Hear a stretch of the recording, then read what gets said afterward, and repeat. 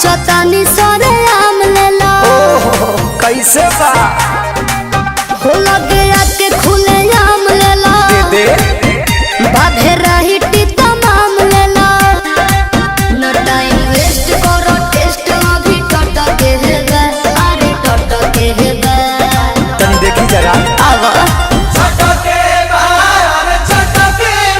तोहरा आम के सवाद गोरी खटके बा बाकी हटके बा तोहरा आम के सवाद बड़ी खटके बा बाकी हटके बा तनी चिखा ना दो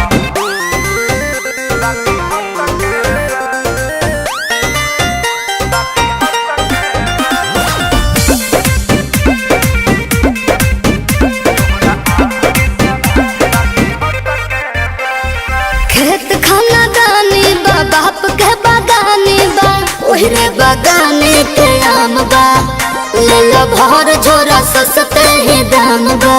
बात राइट बा एक बाइट में लोग के पता तो चलिए जाए आ? तोहरा चीज के न कवनो जवाब बाटे जवाब बाटे हिसाब बाटे चलो तहरा खाती दू चार पैसा घट के बा अरे घट के बा हाँ तो दे दो चलो छोड़ दी चटके बा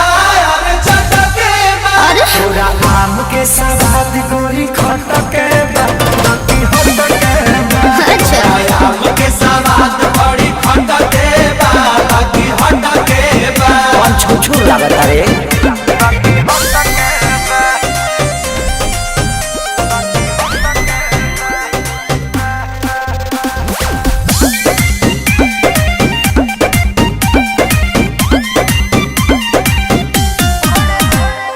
बड़े बड़े साइज बा भावना ना जायज बा सौदा बा पाकल न कांच बा अच्छा। वक्त कहता ने अभिनव सच बा